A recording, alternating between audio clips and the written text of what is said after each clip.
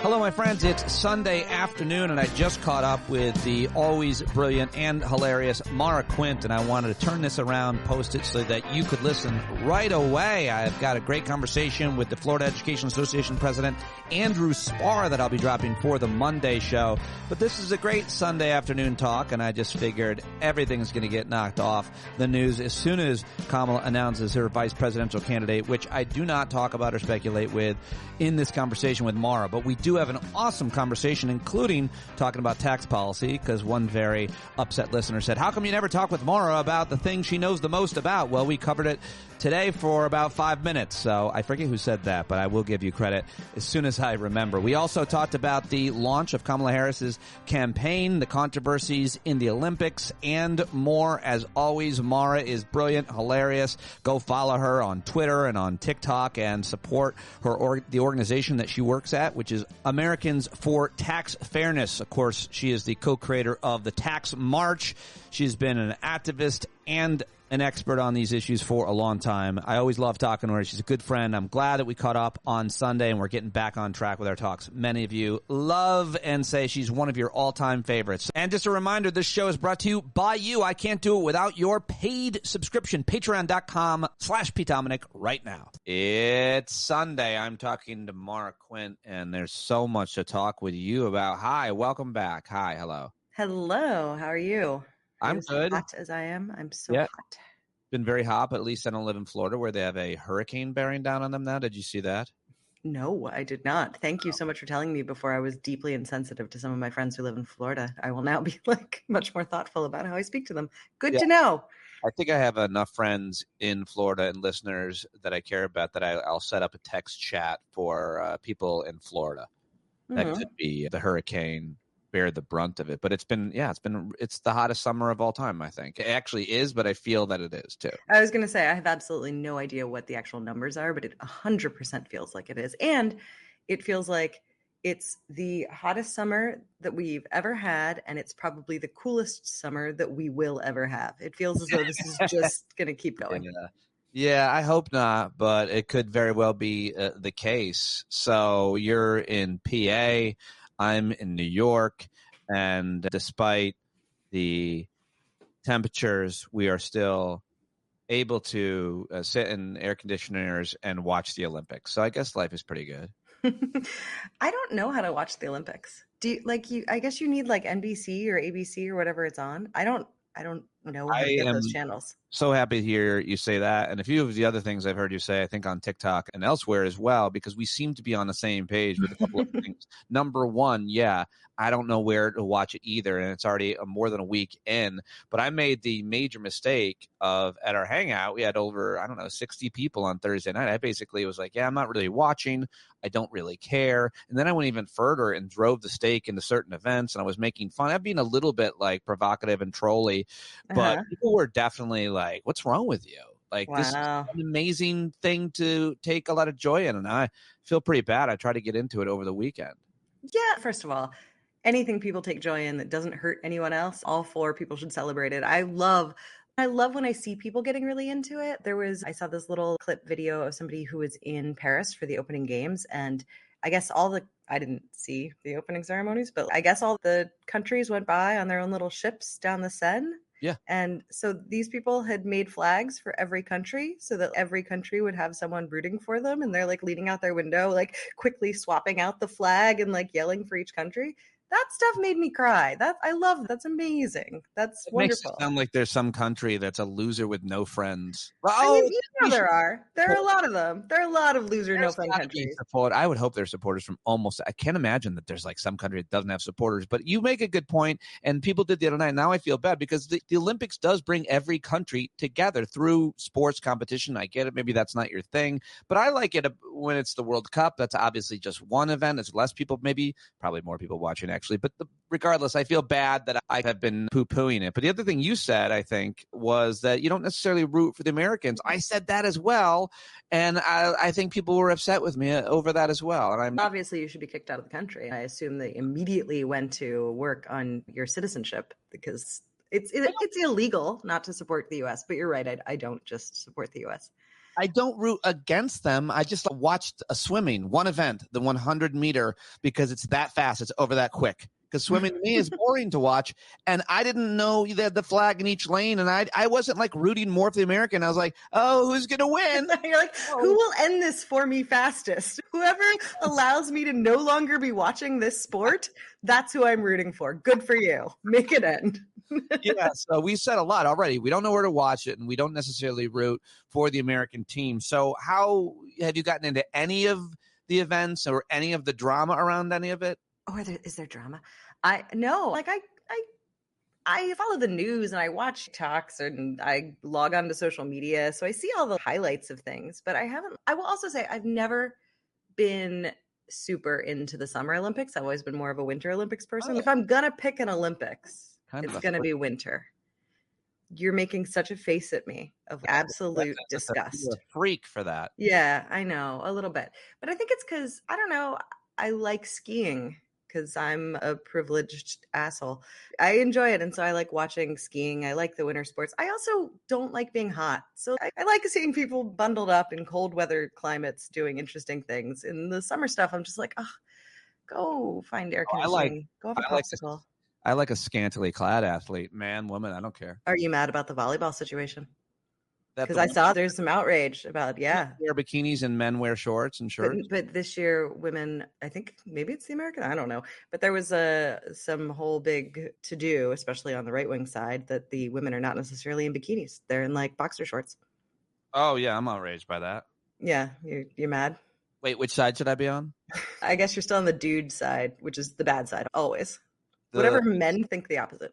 The biggest two controversies, I generally try to. I first think of what men would think, and then I try to do what it might be seen as the right thing. In this specific case, the issue of the boxer. Yeah, the boxer. Algerian boxer that everybody is saying is a trans person or is even a man or whatever. And they're also saying we're protecting women. And of course, my question to all those people is, as long as you're being consistent, even though you're manufacturing this and you're for their reproductive rights and health care, because if not, then you're not protecting women. And if you're voting for Trump, he appointed 3 of the commanders from Gilead to the Supreme Court, which remove those protections. So if you're for Trump and you're anti-abortion, then stop trying to protect women in the boxing ring. But furthermore, she's born a woman, and now they're up in arms. So what are your thoughts? Have you paid attention to that one? Because the people... Yeah, that one's absolutely... It's so ridiculous and insane. Because there's always this sort of thing of, the first thing I saw was people being like, see, like, men just want to beat up women. Obviously wrongly calling this woman a man. That's where they're starting. And then they're saying, like, as though this is the thing that she had to do in order to punch a woman in the face. As though cisgendered straight men aren't really like the biggest punchers of women in the face. They've been doing that for absolute decades. We have whole networks in place to try and help women who have been punched in face by men. Men don't have to pretend to be anything other than exactly what they are. If they want to punch a woman in the face and get away with it, all they have to do is join the police force. It's lots of ways to do it, real straightforwardly. They do not have to pretend to be another gender. I hated laughing at all those. Here's what I hate, though. I will say this, because obviously this woman is a woman and was born a woman. And there's I did start to go down the like Nazi history of gender testing at the Olympics and all that stuff. It's all dark and awful. And there's so much that is there to try and dictate what gender is in ways that are not, you can't do. But I did laugh at the fact that this boxer, she has a very normal name for within her culture, but it literally reads I man. And I'm just like, if you could just any other name. It's like the old English language Amanda. Wow. Yeah, right there. But I'm actually been surprised that only apparently I have had that terrible thought. I haven't seen right-wingers catch on to that, but I think they're just not smart enough to make that level of a joke. You've given it out there now. Well done. I tried. Either for no, but it's terrible, and I feel absolutely horrible for that tremendous athlete who has obviously worked so incredibly hard to get where she is. She's been fighting for years. She's won and lost plenty of matches, and here she is at the highest level, and she's having to answer to these absolutely hate-filled accusations that are so distracting and upsetting. And I feel absolutely terrible for that woman. It's inevitable that we're going to be talking about the athletes' bodies, and there are completely appropriate ways to talk about their bodies. There's a multi-billion-dollar industry in sports talk radio of he's fast, he's strong, he's got a lot of agility, or she, whatever you want to say. And obviously there are certain bodies that are appropriate and less appropriate for certain sports, and then even within those sports, certain positions. And all of those conversations, I feel, are fine. But if we're talking about women's rugby or women's boxing or any number of other women's sports, they have very usually athletic bodies. Some are shorter, lower center of gravity. Some are thicker. Some are stronger and faster and so on. And all of a sudden, that's a conversation that's, I feel like, happening in the most inappropriate ways. Like, we've always been able to talk about this stuff, generally speaking, in terms of the athlete stuff, but it's only the female sports and athletes that really seemingly are being scrutinized this way, as if it's the trans issue and the misgendering and chromosomes and genotypes. Like, all of a sudden, everybody's an endocrinologist as well. Yeah, no, again, it's just like a shiny thing that can be used as a distraction, can be used as a tool to really focus in a lot of hate. And it's just the hate of the day. Transgenderism is something that the right and conservatives have really seized upon because there's such a small community. So it's easy to attack because there are just so few of them to push back. And so it is something that they can very easily gather people to and direct hate at. And most people go, oh, I don't know, because they don't know any transgender people, because that's how small the community is. Yeah. And it's such a vulnerable community too. Yes. I've gotten more interested in the trans community just because they're so vulnerable in terms of self-harm and suicide before even targeted by others. And so it's just so wrong to focus so much anger at this group of people that is small and vulnerable, is what I'm saying. And of course, the backlash is inevitable, that you have so many people claiming that they're doing it in order to protect women, but what they end up doing is harming all women, cis and transgendered women. And they go to such extremes that it's really frightening and terrifying. I have sons. I do not have daughters, but I have nieces. And I really hope that once they are participating in sports, they're still a bit younger, but once they're at the middle school, high school level, I don't want period trackers on them, which is what some of these sports are doing. Things like that are incredibly invasive, incredibly embarrassing and upsetting, especially to young women who are already at that point in life where they're struggling themselves with their own body and issue and identity. Not that necessarily that ever goes away at any age for lots of people, but especially at that age. So then to put this hyper scrutiny upon it and really make them feel like these absolute freaks for no reason whatsoever, it really pisses me off. It makes me so incredibly angry. And it's all done out of this, it's just done out of hatred. And fundamentally, while I know that these people really want to hate and target trans women, they just hate women. And it's just easier to focus in and say we hate trans women, but they really just hate women. But and it sounds like it would be easy to misinterpret what you're saying and think that it's mostly men, but it's a lot of women too. Oh, yeah. In the trans community, including J.K. Rowling, who I used to try to give the benefit of the doubt, even though I wasn't paying that much attention to what she was saying, because I was like, a British woman, this smart, couldn't possibly be thinking these things. She must be confused or this and that. But she weighed into this boxing thing very hard. I don't know the exact quote, but she, I think, called her a man. It's like, it's crazy that you have so many women, and obviously influential women as well, who are also doing this, but they're protecting women too. So. Oh, absolutely. No, I was definitely not trying to say that this was. I know. I just want to make sure. I will say it is a patriarchy thing, but I certainly do not say that. Patriarchy. Exactly. I do not think that only men uphold the patriarchy or perpetrate and enforce it. Obviously, women do that too. J.K. Rowling is really she's a terrible person. I could say that, like, full stop. J.K. Rowling just sucks. But additionally, it's interesting to watch the way that she's evolved, I would say, on this particular issue, because you can see I don't from really know. even 6 or 7 years ago, her being much more, oh no, I love everyone. I'm just a little bit worried. It's just a little bit. She'll dip her toe in. Mm. And then to watch how quickly she got just swept away with her hatred because there was so much support for it.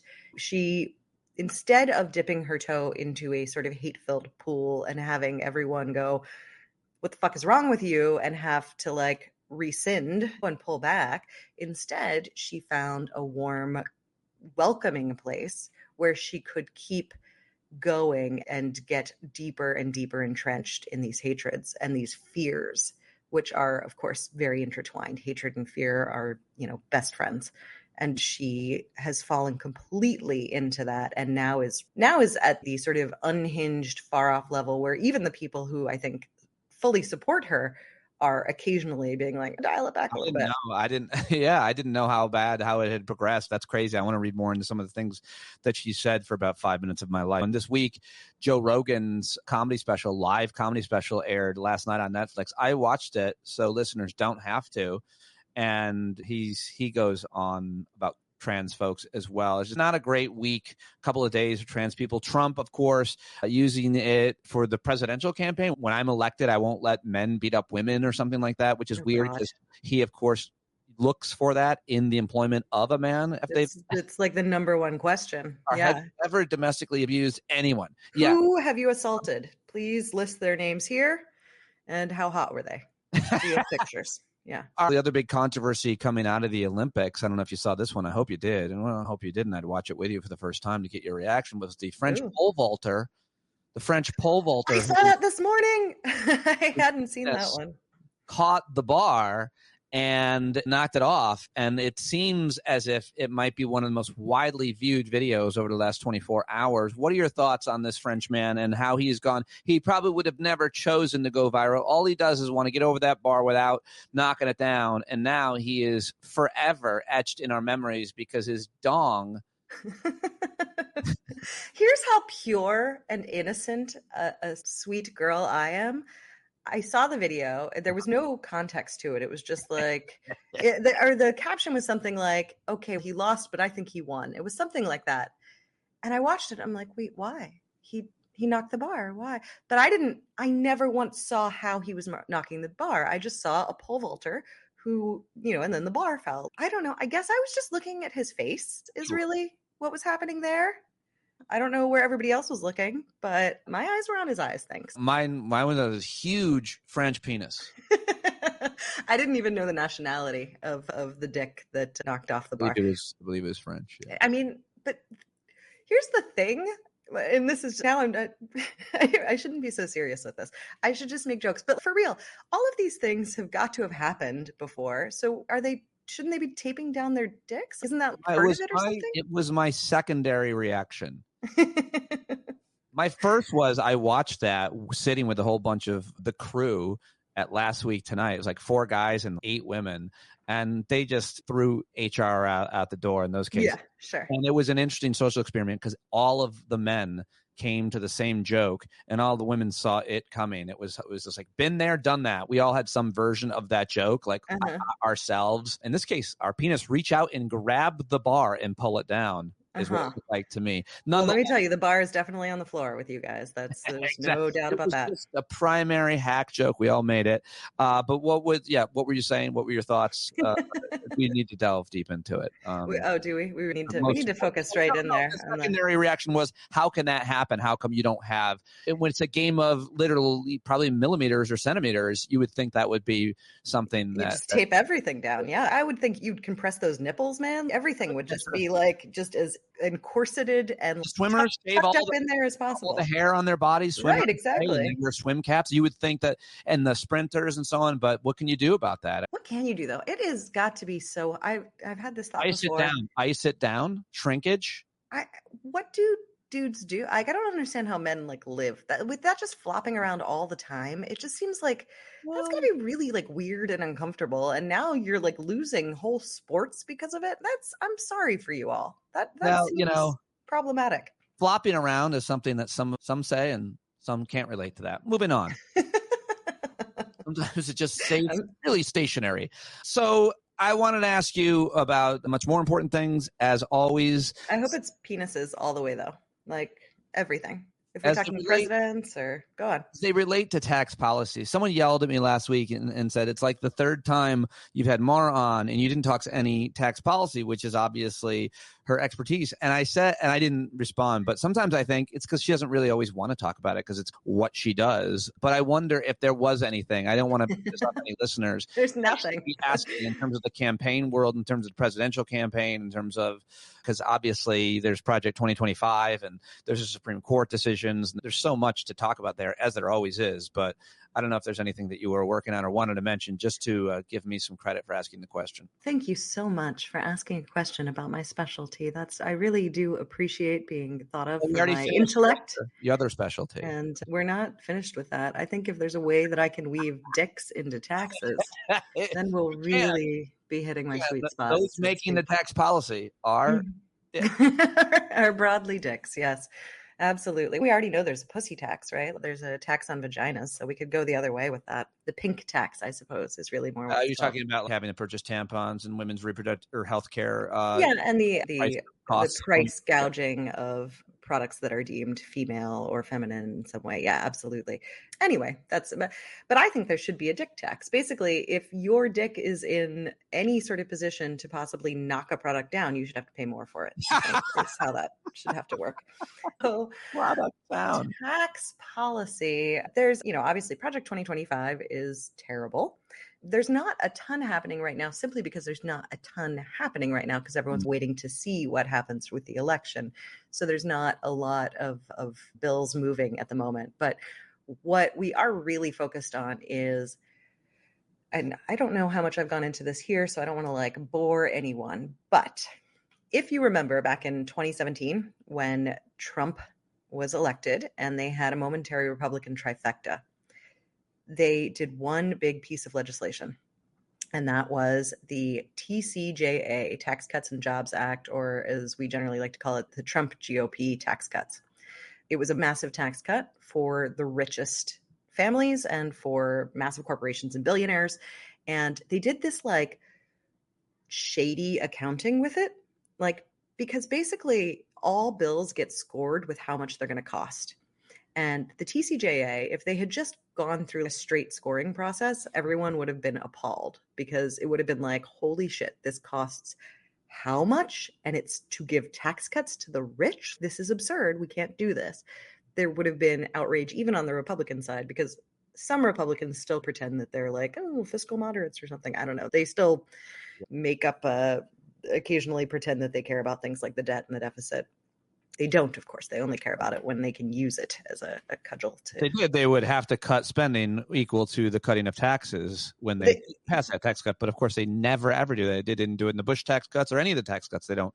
Oh, they always turn around and try to use these tax cuts as a way to cut spending. But what they, in essence, then are doing is they say, we're going to give the billionaires a tax cut, and then we're going to turn around and you're going to pay for it by giving them things that you have now. So we're going to pay for their tax cut by taking away your Social Security, right, or taking away your health care, or whatever it may be. But that's what they try to do, because ultimately they want to take away good things from people who need them and give more money to the richest who absolutely in no way need anything. So what they did with the TCJA is, instead of saying, hey, score this bill, here's how much it costs, they made a lot of the provisions only 5 years. They made them expire. They put expirations, not just 5 years, but they put expirations on a bunch of the provisions, so that instead of saying, oh, score this, we're going to give this forever, they said, oh, score this, but it's only going to last for so many years, and then it's going to end. And so it really won't cost that much. You're not paying this in infinity. It's only $12 a month. You'll cancel it anytime. It was that kind of a bullshit accounting tactic to make the cost of the bill look lower. And then, of course, what they plan to do is, when these things come up for expiration, they'll just vote to continue them. They'll just go, oh, yeah, never mind. Let's just keep it going. Keep this party for the rich going. That's just how they do it to get away with it, obviously. Yeah. So they don't And have also Yep. it tends to work because once things are enacted, people have a tendency to keep them going. That is the legislative history. That's usually how things work. So it's a little trick that tends to work. So 2025, we have a bunch of these provisions expiring in the TCJA, which means whoever is in control legislatively next year is going to have the opportunity to rewrite a large portion of our tax code. And they're going to either be able to skew it even more in favor of the rich, or they're going to be able to start redesigning the way that our tax code works. And so from my job perspective, this is a massively important election, and not just at the presidential level. It is massively important across the board. Right. And the worst case scenario would be that we end up with a Republican trifecta. Fortunately, that seems unlikely. But if Republicans have too much power, we're going to really be struggling on tax policy next year. And then, of course, not just next year, dictates out how it's going to be for the next several years. Yeah, mostly what I'm doing right now is paying really close attention to the election and doing my best to help wherever I can to see an outcome that I'd like to see. I want to ask you how you would characterize this past week. We talked last week, but the energy around Kamala Harris. Of course, we're talking on Sunday afternoon, and so there's still no announcement on the VP. That will be next, and then you'll have the DNC. But how would you characterize how it's gone? Because a lot of people still think it's been just an amazing launch. I've heard things like perfect and flawless, et cetera, and so on. Yeah, I think when I'm looking at Kamala Harris and her campaign, I think at this point, like the energy, the bar is so high and there are no dicks knocking it down. So I think it's going really so far. At any time, though, a dick could get free. So we got to watch out for that. They should all be taped down. That is the analysis that we always look forward to from the great Maura Quint. Yeah, so it's been a great launch. You saw the former disgraced president at the Black Journalists event, all about that. They're doubling down on her racial identity. They're seemingly saying that she used to identify as Indian and now she's identifying as Black. And it seems like a weird conversation for anybody to wade into, only because people identify in all kinds of different ways. The way I've been trying to articulate it over the weekend, I haven't talked to anybody but myself as I walk around, is, hey, oh, that's my Italian temper.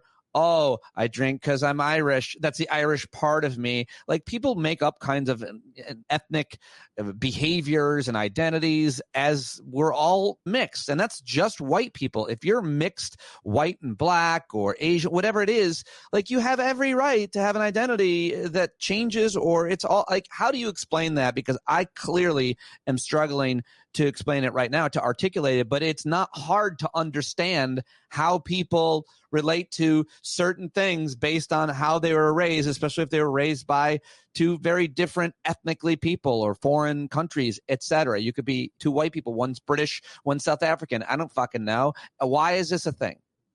It's not a thing, except that at this point, I don't think that the Trump campaign or Trump is really trying to convince anyone. And obviously, this whole identity thing is ridiculous. But what he's trying to speak to is he's trying to speak to his base, who is largely white and are afraid of Black people. They're a little less afraid of Indian people, but they're afraid of Black people. They've already, and in fact, because of the primary and some of the stuff with Nikki Haley supporters, they're like, okay, they've already accepted this sort of Indian or Southeast Asian identity. Yeah, you got Ramaswamy over there too. But like a Black woman, that's too far. That's what they can really hit. That is really going to speak to the racist base. And so they're finding a way to continually say she's Black. That's really what they're doing. Like they can't just do it otherwise. They can't just be like, hey, did you see that she's a Black woman? That's too far.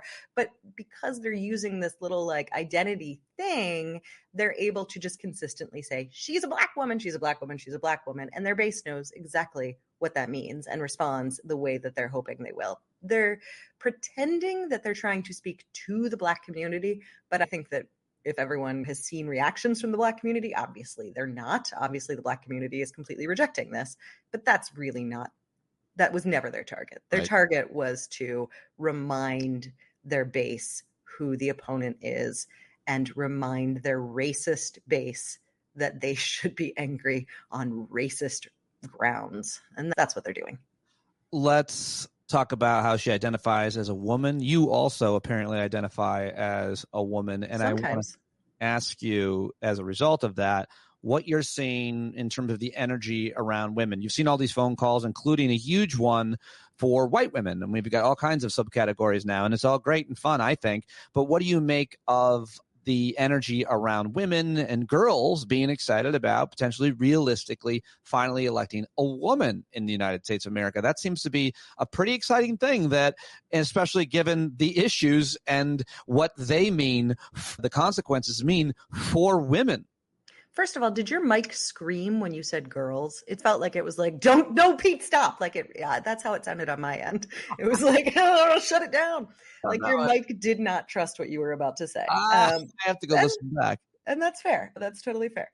Yeah, but I think it's a really exciting thing from that sort of gender perspective, but especially because it's someone running against Donald Trump, who obviously is so hateful to women. So to have a woman as the opponent, and a woman who has such a strong comms campaign, her comms campaign is amazing. They are doing such a fantastic job, and they're doing such a fantastic job of being like just immediate with the responses and absolutely calling them out and not letting things go by, and absolutely not trying to like reach across the aisle or be the sort of, we're going to go high, like none of that bullshit that we all rejected. We were told we were supposed to do it, and we hated it, and we thought it was wrong, and we didn't do it individually. When you look online, that's not what was happening, but that's what the sort of overall tone of the political landscape was meant to be. And finally, we have someone stepping in, just being like, no, absolutely not. We're not doing any of that. We are going to match this. We are going to shut this shit down when it happens. And knowing that Trump has been allowed to abuse women in every different type of way, from physically, personally, to legislatively, to the things that he says, to culturally, just across the board. He's been allowed to do that in a completely unchecked manner for decades and decades. And so to have a woman step up and just start shutting it down is incredibly invigorating. I love it. I like that, the way you're saying it. Now, you say the comms have been great. The communications have been really effective and quick. And you obviously think that this whole weird thing is effective and new and sticking. Yeah, I love it. Yeah. Because they are. And it's so straightforward. It's so simple. It's a wonderful attack, because as I said before, there's no power to it. There's no power behind it. And all they're ever looking for is power. And when you hit them with things that really call them out on being powerless, it's incredibly effective. They have no idea what to do. And I love it. It's so nice to see them on the back foot for once, because they've really dominated and been able to keep the conversation exactly where they've wanted it for so long. And that's actually fun too, because they've been able to do that for so long. They're really lost. They're out of practice. They have no muscle for this. They do not remember, because they've just been able to get away with it. So they don't know what to do. And I love that as well. It's great to see. As is your analysis. Well done. Thank you.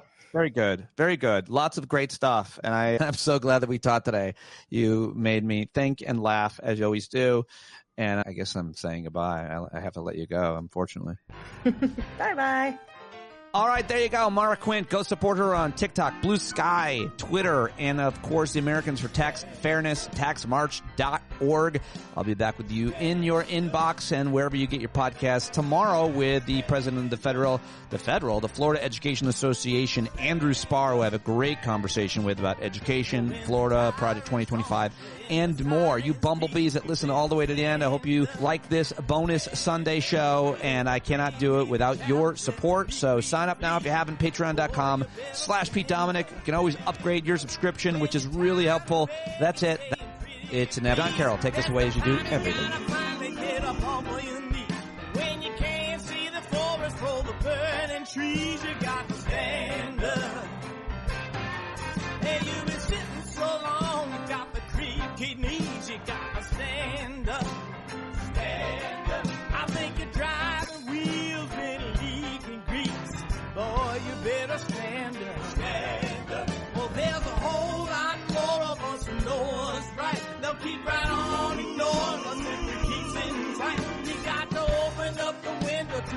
hands on light. You gotta stand up. That's right. We got to rise up. You got to stand up. You gotta stare the devil straight in the eye. We got to let him know it's his turn to go. See it clear and all you hear is a lie. Don't get up off of your butt, get down off of your fence. Even if it ain't a very friendly audience, well, they'll begin to listen when you start making sense and you stand up. Stand up. No need to point your rifle to defend your town. Just stand up. Stand up. You know they can't deny you what you're laying down. Oh, you better stand up. Stand up. Show your face of every color, yellow, black, red, and brown. This is the place where every lost child will finally be found. There's only one thing to do before we stand our ground, and that's stand up. Stand up. Well, the founding fathers saw a land for all. They had to stand up. They had to stand up. They had a keen imagination for a crystal ball, drawing all the plans of stand up. But all they had to go on was the time they were in, with other causes for laws, and since they weren't even sin, they knew that change was gonna come before the change could begin. They had to stand up. All right, they had to stand up. We got to stand up. We got to look the devil square in the eye. We gotta let him know it's his time to go, and make it clear when all we hear is a lie. Why you lying awake wondering where the money all went? It'll be the cost of freedom never go unspent. You can see him flee the scene of that experiment if you stand up. Alright, we got to speak up, we got to reach up and raise your voice in every way you know.